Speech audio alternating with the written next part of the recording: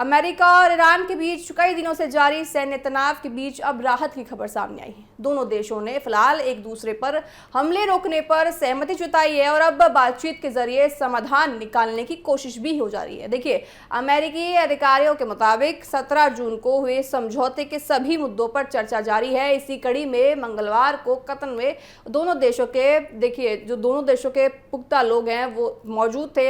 बैठक हुई। इस बातचीत पर सिर्फ अमेरिका और ईरान ही नहीं बल्कि पूरी दुनिया की नजर बनी हुई है, क्योंकि इसका असर मध्य पूर्व की स्थिरता और वैश्विक अर्थव्यवस्था दोनों पर पड़ सकता है। इस समझौते की सबसे बड़ी बात यह है कि होर्मुज़ स्ट्रेट से गुजरने वाले व्यावसायिक जहाजों की आवाजाही जारी रहेगी। दुनिया के सबसे महत्वपूर्ण समुद्री व्यावसायिक मार्गों में शामिल इस जलमार्ग से बड़ी मात्रा में कच्चा तेल और गैस दुनिया के कई देशों तक पहुंचती है।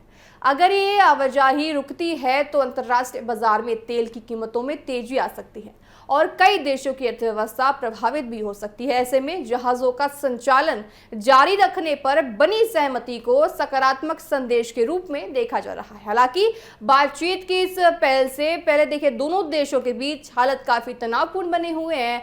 अमेरिका ने ईरान के मिसाइल, ड्रोन और रडार ठिकानों पर हवाई हमले किए थे। इसके जवाब में ईरान ने कुवैत और बहरीन में मौजूद अमेरिकी सैन्य ठिकानों को निशाना बनाने का दावा भी किया था। लगातार जवाबी कार्रवाई के चलते पूरे क्षेत्र में युद्ध जैसे हालात बनते नजर आए थे। इसी दौरान होर्मुज़ स्ट्रेट के आसपास कई जहाजों पर हमलों की खबरें भी सामने आई थी, जिससे अंतर्राष्ट्रीय समुदाय की चिंता और ज्यादा बढ़ गई थी। पिछले कुछ दिनों की घटनाओं ने इस तनाव को और ज्यादा गहरा दिया है। 23 जून को संयुक्त राष्ट्र ने होर्मुज़ स्ट्रेट में फंसे जहाजों के लिए 2 नए समुद्री रास्तों का प्रस्ताव रखा, लेकिन ईरान ने इसे स्वीकार नहीं किया। 25 जून को आपको बताएं, ओमान के तट के पास एक व्यावसायिक जहाज पर संदिग्ध ड्रोन हमला हुआ।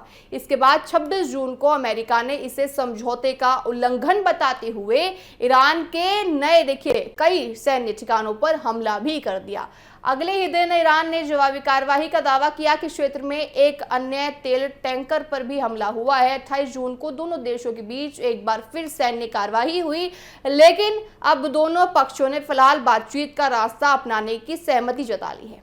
इस बीच दोनों देशों के नेताओं के बयान भी सियासी माहौल को पूरी तरह से गरमा रही है। ईरान के विदेश मंत्री, आपको पता है, उनका कहना है कि अगले 30 दिनों तक होर्मुज़ स्ट्रेट पूरी तरह ईरान के नियंत्रण में रहेगा और अगर अमेरिका ने दोबारा हमला किया तो हालत और गंभीर हो सकते हैं। वहीं अमेरिकी राष्ट्रपति ट्रंप ने साफ शब्दों में कहा है कि यदि ईरान अपने रवैये में बदलाव नहीं करता है तो अमेरिका अपने सैन्य अभियान को यूं ही जारी रखेगी और पीछे बिल्कुल नहीं हटेगी।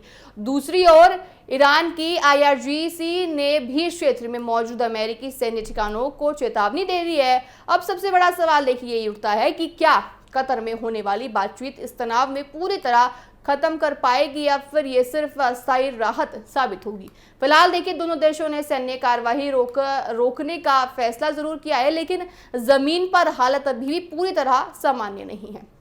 दुनिया की नजर अब कतर में होने वाले वार्ता पर टिकी हुई है, क्योंकि अगर बातचीत सफल रही तो मध्य पूर्व में शांति की दिशा में बड़ा कदम उठाया जा सकता है। लेकिन अगर वार्ता पूरी तरह से सक्षम नहीं हुई तो एक बार फिर क्षेत्र में तनाव बढ़ने और वैश्विक बाजार पर उसके असर की आशंका और ज्यादा बढ़ जाती है। इनकार नहीं किया जा सकता। देखिए, आपको बताएं, जिस तरह से पूरी तरह से अब देश में विदेश में इसका असर देखने को मिल रहा है। होर्मुज़ ने पूरा सियासत अब हिला कर रख दी है।